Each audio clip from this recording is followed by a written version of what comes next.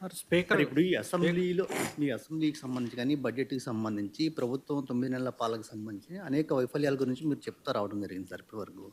అయితే నిన్న వచ్చినటువంటి పట్టభద్రుల ఎమ్మెల్సీ ఎన్నికల ఫలితాల్లో టీడీపీ గెలిచింది కాబట్టి ప్రజలకు మా పైన ఇంకా నమ్మకం ఉంది, విశ్వాసం ఉంది. అందుకే ప్రజలు మాకు ఓటు వేసి గెలిపించారని సీఎం చంద్రబాబు చెప్తా ఉన్నారు. రమేష్, ఒకటి ఆశ్చర్యకరం కలిగించే విషయం ఎప్పుడని చెప్తాను నేను. ఎమ్మెల్సీ ఎన్నికల్లో రిగ్గింగ్ చేసేవాడిని ప్రపంచ చరిత్రలో నువ్వు ఎప్పుడైనా చూసినావా అని చెప్తాను.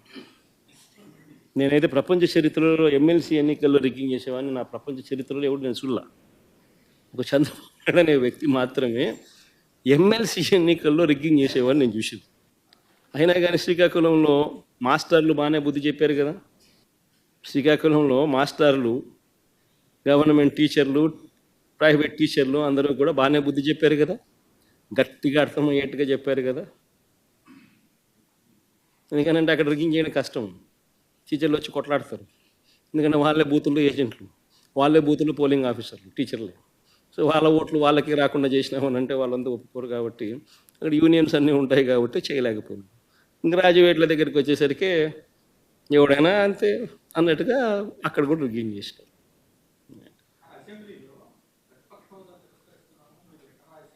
ఎన్న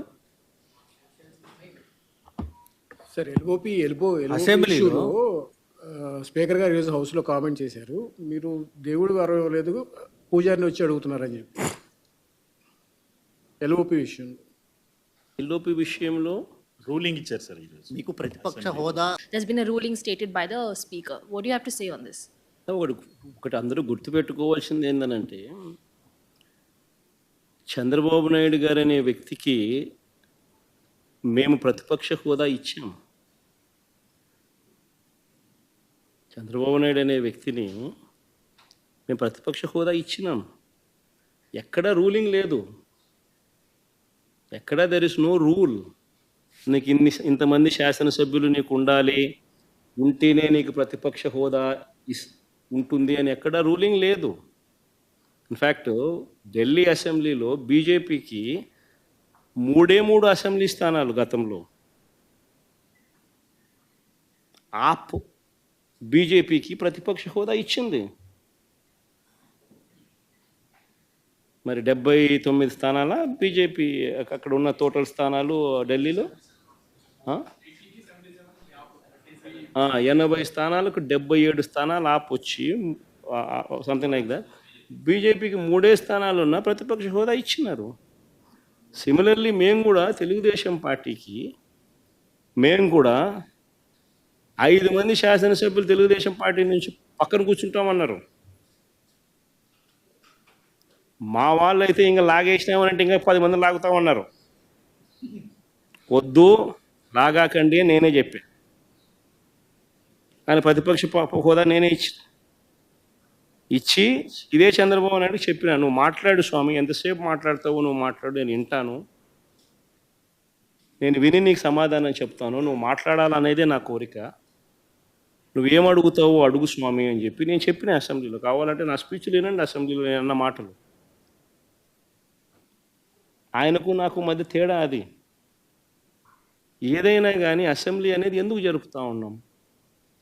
ఈరోజు అసెంబ్లీలో ఉన్న పార్టీలు ఏవి? అధికార పార్టీలు, ప్రతిపక్ష పార్టీ మాదొక్కటే ఉంది. వేరే పార్టీలు ఎక్కడున్నాయి చెప్పండి? ఉన్నాయా ఎవరన్నా? మన ప్రతిపక్ష పార్టీ అనేది ఎవరికి ఇస్తారు? మాకు ఇవ్వకపోతే ఎవరికి ఇస్తారు చెప్పు? ఉన్న వాళ్ళందరూ మంత్రివర్గంలో మంత్రివర్గ సభ్యులుగా మీరే ఉండరు, మీరే గవర్నమెంట్లో ఉండరు, అంతా మీరే రూలింగ్లో ఉండరు. మీరే ప్రతిపక్ష పాత్ర ఎట్ట పోషిస్తారు స్వామి? నాకు అర్థం కావడంలా.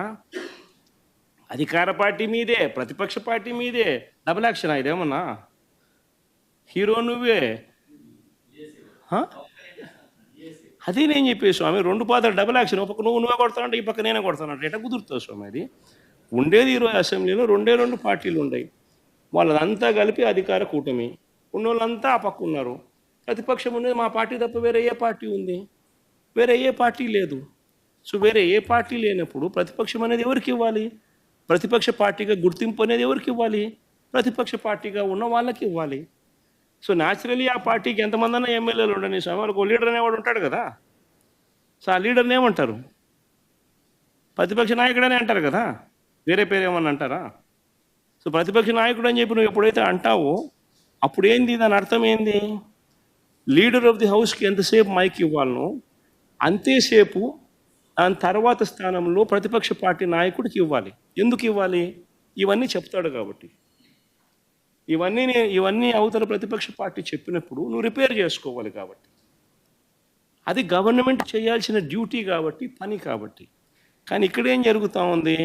నేను చెప్పనివ్వను, నేను ఎవరి స్వరము విననివ్వను, నీకు 5 నిమిషాల కన్నా ఎక్కువ మైక్ ఇవ్వను అని నువ్వే డిక్టములు పాస్ చేస్తూ ఉంటే ఏ రకంగా అసెంబ్లీలో ప్రతిపక్షం అన్నది మాట్లాడగలుగుతుంది, స్వరం ఇవ్వగలుగుతుంది? ఇప్పుడు మీరే అన్నారు 1.5 2 గంటలు పట్టింది సార్ అని. మరి 1.5 2 గంటలు పడుతుంది. మరి ఇవన్నీ నేను మాట్లాడిన మాటల్లో ఏదైనా ఒకటన్నా వేస్ట్ మాట ఏమన్నా ఉందా?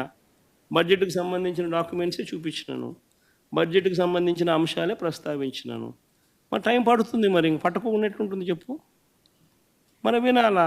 అవతలోనికి మైక్ ఇస్తేనే కదా నువ్వు అవతలోడు చెప్పగలుగుతాడు. సార్ మీకు ప్రతిపక్ష హోదా అంశానికి సంబంధించి పవన్ కళ్యాణ్ గారు ఒక కామెంట్ చేశారు. వైఎస్ఆర్ కాంగ్రెస్ పార్టీకి వచ్చినటువంటి ఓట్ల శాతాన్ని, సీట్ల శాతాన్ని బట్టి చూస్తే జర్మనీలో అయితేనే వస్తుంది, ఇక్కడ రాదు, ఇక్కడ 5 ఏళ్ళు రావడం కష్టం అని ఒక విమర్శ చేశారు సార్. ఆ మనిషి కార్పొరేటర్కి ఎక్కువ, ఎమ్మెల్యేకి తక్కువ. జీవితకాలంలో ఇప్పుడు ఎమ్మెల్యే ఒకసారి అయినాడయ్యా.